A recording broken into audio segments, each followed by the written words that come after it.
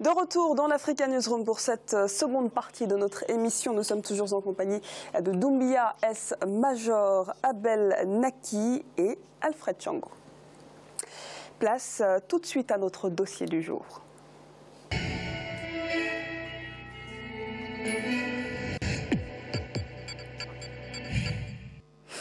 Arnaque nationale ou système économique ultra rentable, difficile de se faire une idée pour le moment, mais ce qui est certain, c'est que l'agrobusiness en Côte d'Ivoire fait couler beaucoup d'encre au cœur de la tourmente des sociétés commerciales qui proposent à des souscripteurs un confortable retour sur investissement dans l'exploitation agricole. On fait le point tout de suite dans ce reportage de notre correspondant en Côte d'Ivoire, Olivier Conan. Monavia.com, Agricash, Agronomics, Leaders Investments, autant de dénominations auxquelles les Ivoiriens sont désormais familiers. Ces entreprises d'agrobusiness promettaient à leurs souscripteurs des gains faramineux défiant toute concurrence. 100%, 200%, voire 400% de retour sur investissement étaient promis aux souscripteurs de plus en plus nombreux. Le phénomène a pris de l'ampleur depuis son apparition en 2008. On dénombrait plus de 29 entreprises d'agrobusiness et environ 33 000 souscripteurs en janvier 2017. C'est à cette date que le gouvernement intervient pour mettre de l'ordre et protéger les souscripteurs. Les comptes des entreprises sont gelés. On y découvre 22 milliards de francs CFA que le gouvernement compte utiliser pour rembourser le capital investi par les souscripteurs à hauteur de 66 milliards de francs CFA pour un retour sur investissement de 660 milliards de francs CFA promis par les entreprises d'agrobusiness. Quel est le modèle économique des entreprises d'agrobusiness? Comment pouvaient-elles promettre à leurs souscripteurs des retours sur investissement faramineux? Pourquoi les autorités n'ont pas réagi avant que le phénomène ne prenne de l'ampleur? Le président Alassane Ouattara a qualifié ce phénomène d'escroquerie. Le succès de l'agrobusiness peut s'expliquer par la situation économique des souscripteurs. Les caractéristiques socio-démographiques de la population y contribuent grandement, selon une enquête du laboratoire de sociologie économique de l'université de Cocody. On a une grande partie des populations relativement pauvres, une partie de la classe moyenne, donc des gens à revenus, et puis un peu moins de grandes fortunes. Pourquoi? Parce que ce n'est pas des activités qui attirent les grosses fortunes. Quand elles s'orientent en général vers ce type d'activité, c'est que derrière, il y a des logiques qu'on peut qualifier entre guillemets d'illicites, des sortes de blanchiment. Donc les grosses fortunes savent où investir et connaissent le principe de fonctionnement de l'investissement et des retours. Pour le syndicat national des professionnels d'agrobusiness, leur démarche consiste à permettre aux souscripteurs de gagner de l'argent en investissant dans le formidable potentiel de l'agriculture ivoirienne. Les rendements élevés à l'hectare des cultures vivrières, atteignant parfois plus de 20 tonnes à l'hectare, justifient le retour sur investissement promis. De plus, plusieurs cultures peuvent être associées sur la même parcelle. 5 375 multiplié par 20 000 kg. Et vous les multipliez deux fois, vous avez 215 milliards de francs CFA. Et là, c'est en moins d'une année. 33 690 souscripteurs ont investi 60 milliards de francs CFA avec l'espoir d'engranger 660 milliards de francs CFA selon un communiqué du Conseil des ministres en janvier 2017. Malgré l'intervention des autorités et les explications fournies pour justifier le coup d'arrêt des activités des entreprises d'agrobusiness, les souscripteurs continuent de croire en la pérennité de l'activité.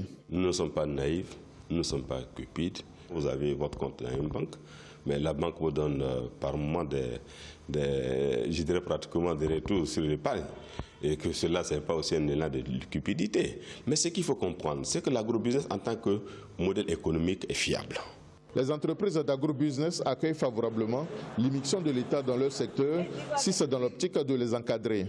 Elles ont cependant le sentiment d'être victimes d'abus de la part des autorités. Nous trouvons que l'État a le droit de recommander la vigilance, a le droit de sécuriser l'épargne des populations. Simplement, nous remettons en question, nous remettons en cause les modalités de ce fonctionnement qui ressemblent à de l'abus. Le gouvernement a nommé l'administrateur séquestre pour procéder au remboursement des souscripteurs de l'agrobusiness. Les taux vont de 1% à 100% en fonction des montants disponibles sur les comptes bancaires des entreprises d'agrobusiness. Les souscripteurs se sont fait recenser massivement, mais espèrent plus. Quand l'État va finir de nous donner les 12% ou les 13% selon eux, mais nous aurons peut-être un gap à recouvrir. C'est en cela que nous allons demander, pour ce qui est des DG de Monevia, M. Yapi Christophe, puisqu'il prétend que son entreprise vaut près de 250 milliards. Ce serait le lieu de notre reliquat. Si pour 1 million, on te donne l'État, dans le taux de remboursement, on te donne 120 000 francs. Mais j'ai payé beaucoup de choses. Donc M. Yapi va nous donner les 80% ou les 88% de nos investissements. De leur côté, pour obtenir le droit de reprendre leurs activités, les promoteurs de l'agrobusiness envisagent de traduire l'État en justice. Leur avocat estime que c'est une affaire privée relevant du tribunal de commerce. On va d'abord suivre la procédure judiciaire ici et si ça ne va pas, on va aller à l'international. On va aller chercher les recours ailleurs, à la Cour d'Abuja, à la Cour des droits de l'homme, pour que tout soit suivi à la lettre. Le phénomène de l'agrobusiness met en évidence la défaillance des structures publiques chargées de protéger les citoyens et réguler les activités économiques. Les règles pour l'appel public à l'épargne n'ont pas été respectées. Le scandale de l'agrobusiness est révélateur de la situation de paupérisation d'une frange importante de la population. C'est une des conséquences de la domination de l'informel sur le formel. L'informel a joué sur un terrain en mobilisant des éléments du formel. C'est-à-dire qu'il y a une banque qui est en soutien, il y a des trucs qui sont en soutien. Mais derrière, tout le système derrière est un système informel qui échappe à un grand type de contrôle. En grande partie au contrôle. La preuve, on n'a pas pu en aval, dès le début, pour juger de ce que ce système-là pouvait être périn et viable. Mais ça existe encore, ce caractère informel des choses, ou ce caractère fonctionnel de l'informel dans un système formel. Le gouvernement fait preuve de fermeté et n'envisage pas un retour en arrière. La présidente du syndicat national des professionnels d'agrobusiness et plusieurs responsables d'entreprises ont été incarcérés.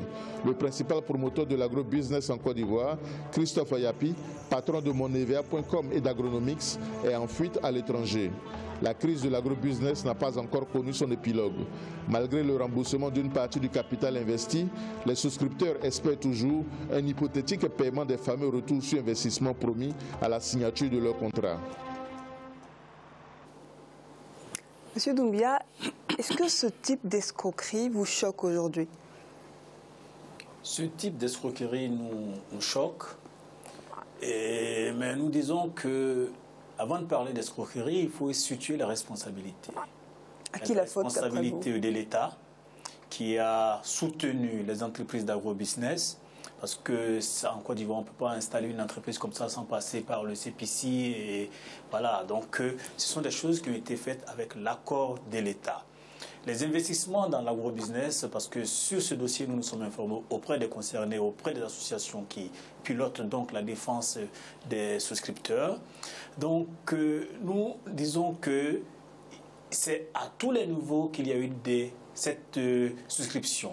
On nous parle même de certains ministres, pour les dossiers que nous avons eus, qui ont investi. On nous parle de 10 500 policiers militaires qui ont pris donc des prêts avec le fonds de prévoyance militaire, qui ont investi.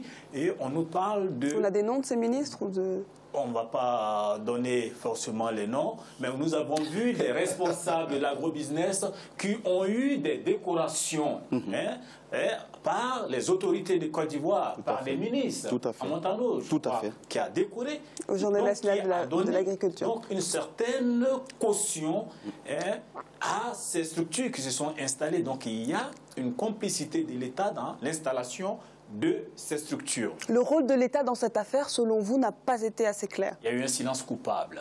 Il y a eu un silence coupable et au-delà même du silence, il y a eu que l'État a encouragé les populations à travers les médias publics qui ont été utilisés par ces structures-là pour faire la promotion des maisons d'agrobusiness.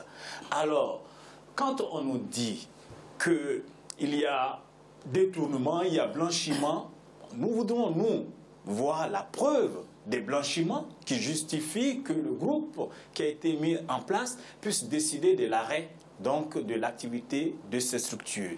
Aujourd'hui, quand on nous dit qu'il y a 235 000 personnes, parce que ça va au-delà de ce qui est dit, 235 000 personnes qui sont des souscripteurs, qui sont des Ivoiriens qui ont investi leur argent dans ces structures et qui sont floués de la sorte parce que l'État a décidé de s'immiscer dans une affaire privée, nous disons qu'il y a à voir au-delà de ce qui est dit, de voir la vérité dans cette affaire. Parce qu'aujourd'hui, on nous dit aussi que dans les listes que l'État donne, il y a des personnes fictives qui apparaissent. Voyez-vous? Et donc c'est ça. Pour nous, on ne devrait pas parler d'escroquerie. Le modèle participatif de financement de l'agriculture ou d'autres activités. Vous trouvez que l'agrobusiness est fiable, mais que l'État finalement a eu un rôle négatif? L'agrobusiness est fiable. Ce sont des activités qui devaient être encadrées. Ce sont des activités qui pallient aux défaillances d'ailleurs des banques africaines, parce qu'ils sont souvent des succursales de banques françaises et ailleurs qui ne financent pas le développement. Alors que des Africains, que des Ivoiriens décident d'investir en faisant confiance à d'autres Ivoiriens qui sont intermédiaires dans des activités créatrices, génératrices de ressources, à la limite, c'est une bonne chose. C'est une façon pour, souvent même, qui sont des expatriés. Et quelle a été l'erreur alors dans ce cas de figure, M. Doumbia? C'est de refuser, ou quand l'État a vu faire, de ne pas encadrer, de ne pas fixer. Parce que quand même, il y a une banque centrale qui fixe le taux directeur, qui fixe le coût des crédits, qui fixe les remboursements, sinon on va dire les épargnes, hein, le taux des épargnes.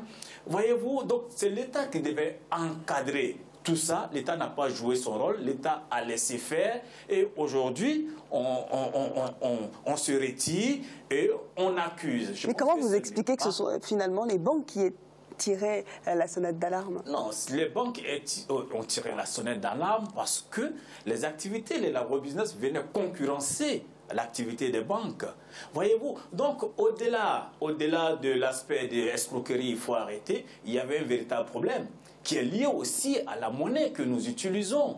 Voyez-vous, parce qu'on crée des structures parallèles à l'État et aux banques, crée de l'argent, un pouvoir de création de l'argent, puisqu'ils peuvent rémunérer des épargnes. Et ce qui échappe à l'État échappe aux banques. Donc ça devient une concurrence. Donc au-delà de ce qui est dit, il faut voir au-delà.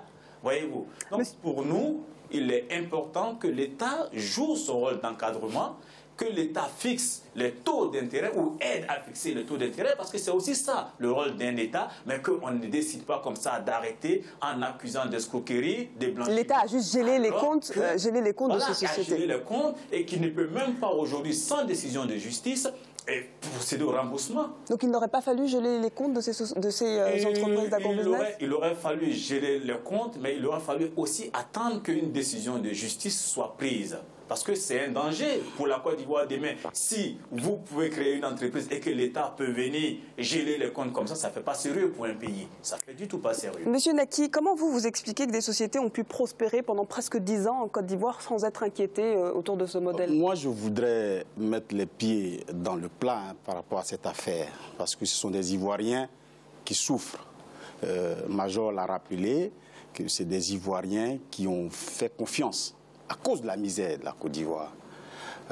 L'escroc dans l'affaire, c'est l'État de Côte d'Ivoire et le chef de l'État de Côte d'Ivoire. Vous n'incriminez aucune société qui a aidé... Voyez-vous, l'affaire agrobusiness ne commence pas en 2017. L'affaire agrobusiness commence en 2008. En 2008, où le président Gbagbo était encore au pouvoir, où l'historien Gbagbo a instauré économiquement ce qu'on appelle le budget sécurisé, pour que s'il y a ces genres de situations, ce budget sécurisé-là puisse d'abord régler le problème des citoyens avant de s'attaquer, après verdict de la justice, s'attaquer aux responsables. À quoi on assiste aujourd'hui? On se rend compte que celui qu'on a appelé l'économiste, le super économiste, le super banquier, arrive au pouvoir dans les conditions calamiteuses des guerres que nous connaissons en Côte d'Ivoire. Et on se rend compte que la misère se multiplie par 10, par 20. Où vous voulez en venir? C'est-à-dire que la population a cherché des solutions elle-même? Je veux dire que l'État de Côte d'Ivoire est responsable dans cette affaire. Parce qu'on l'a dit dans le reportage, il y a eu des ministres qui ont investi. Pourquoi l'État n'a pas regardé? Ça veut dire qu'eux aussi avaient confiance. Là c'est un peu contradictoire. Pourquoi l'État n'a pas arrêté tout de suite cette escroquerie? Oui, mais si les ministres souscrivaient, comme le dit M. Doumbia et vous-même, ça veut bien dire qu'ils y croyaient. Au lendemain des multiples mutineries dans l'armée de Côte d'Ivoire, parce que l'État de Côte d'Ivoire, M. Ouattara, doit de l'argent à ceux qui l'ont mis au pouvoir, et comme il ne peut pas payer cet argent, alors il se réveille subitement. Monsieur Naki, est-ce qu'on ne mélange pas un petit peu tout? Monsieur Naki, c'est comme ça qu'il met la main sur l'argent des Ivoiriens. Vous avez vu dans le reportage, madame, qu'il y a des associations qui disent qu'ils vont porter plainte à l'État de Côte d'Ivoire. Si ça ne marche pas en Côte d'Ivoire, ils iront à l'international. Ça veut dire que le peuple est désabusé par le gouvernement ivoirien. On ne peut pas faire la promotion d'un business, comme l'a dit Doumbia, le business marchait bien. L'agro-business est un business qui marche. Mais vous avez mis en avant des ministres. Les ministres font partie du gouvernement. Si eux étaient inquiétés, si eux étaient justement des souscripteurs, pourquoi dire que l'État ivoirien n'était pas au courant, était au courant de ce business? Mais oui, mais c'est là la réponse. La réponse, c'est que je vous ai dit qu'au lendemain des crédits que le président doit payer par rapport à ceux qui l'ont aidé à prendre le pouvoir, l'argent n'est plus dans les caisses de l'État. Donc il faut aller les chercher dans les banques. Et on sait que Ouattara a fait, quand il est arrivé au pouvoir, il a fait une rupture avec les banques. On se souvient très bien, les banques ont été délaissées à elles-mêmes. Et aujourd'hui, on se rend compte que l'État de Côte d'Ivoire va puiser dans ces banques-là et geler les comptes. Et les remboursements qui ont débuté, ce n'est pas une réponse suffisante? Oui, mais les remboursements, on sait comment les remboursements se font actuellement. C'est vrai, ils sont en train de rembourser. Mais est-ce que c'est ce que les agro-business ont promis aux souscripteurs Ah ben voilà, il n'y a même pas eu de remboursement encore. Concernés qui m'ont dit qu'il n'y a pas eu de remboursement et que c'est l'État qui a mis de l'argent à disposition, mais les banques comme la BOA et les banques refusent de payer.